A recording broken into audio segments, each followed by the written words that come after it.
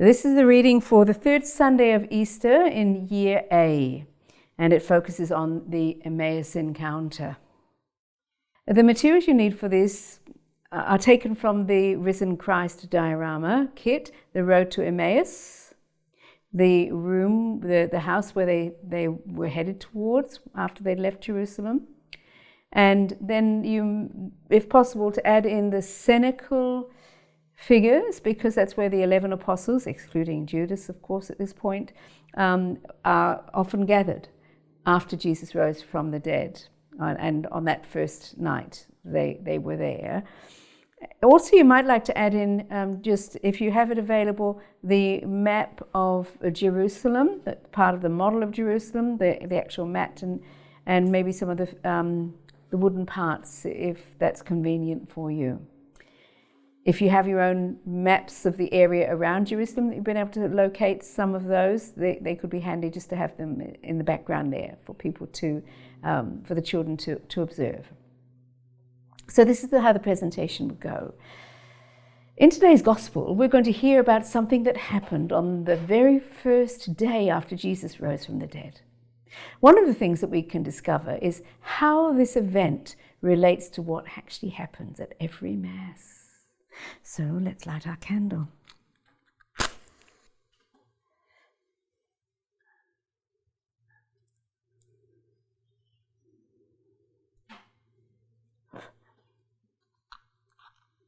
It's from the Gospel of St. Luke. Two of the disciples were going to a village called Emmaus, about 7 miles from Jerusalem.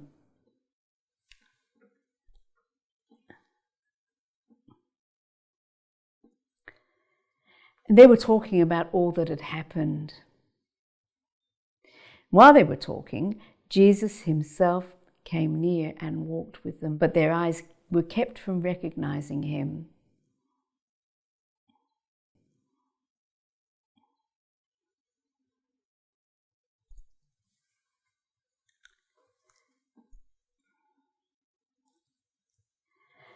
And Jesus said to them,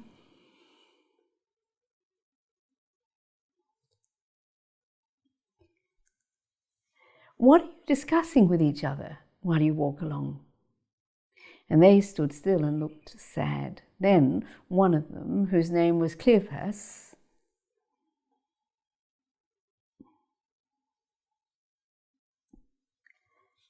answered him, "Are you the only stranger in Jerusalem who does not know what has taken place in these days?"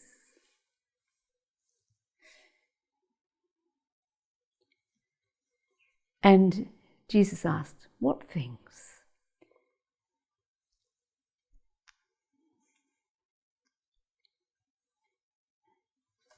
They replied, "The things about Jesus of Nazareth, who was a prophet and mighty in deed and word before God and with all the people, and how our chief priests and the leaders handed him over to be condemned to death and crucified him. We had hoped he was going to be the one to redeem Israel.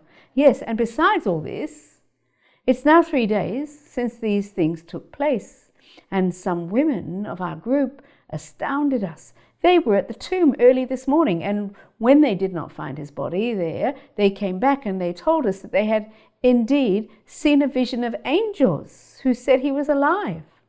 Some of those who were with us went to the tomb and found it just as the women had said, but they did not see him."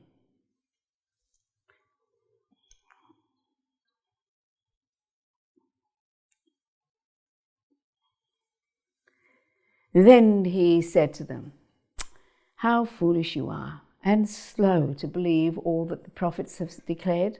Was it not necessary that the Messiah should suffer these things and then enter into his glory?" And then, beginning with Moses and all the prophets, he interpreted for them the things about himself in all the scriptures. As they came near to the village to which they were going,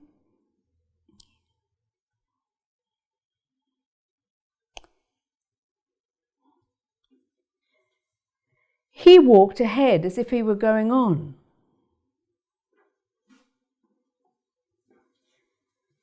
But they urged him strongly, saying, "Stay with us, because it's almost evening and the day is now nearly over." So he went in to stay with them.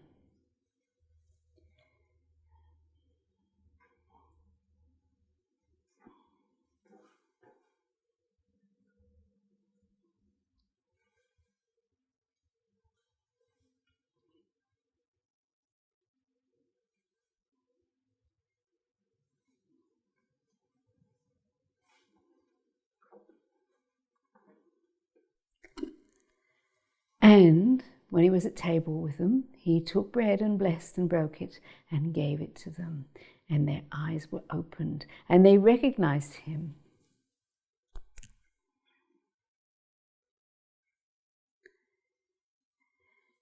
And he vanished from their sight.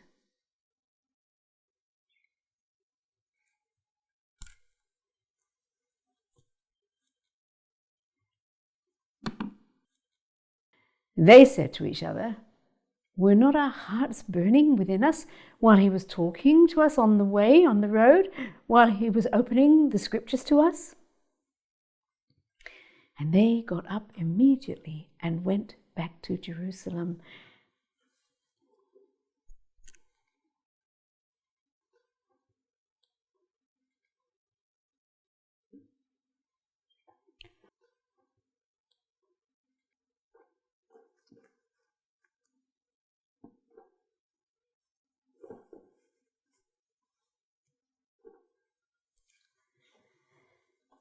And there they found the 11 and their companions gathered together. The 11 told them, "The Lord has risen indeed."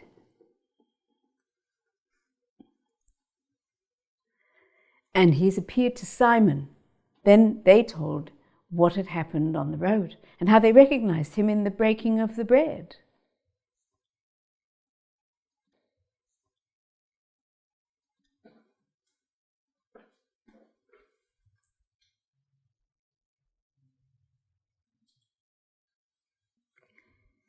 I wonder why the 2 disciples left Jerusalem and did not believe the women. I wonder why they didn't recognize Jesus at first. And I wonder why their hearts were burning as Jesus spoke to them on the road. What made them recognize him? We can think about how this story can help us today.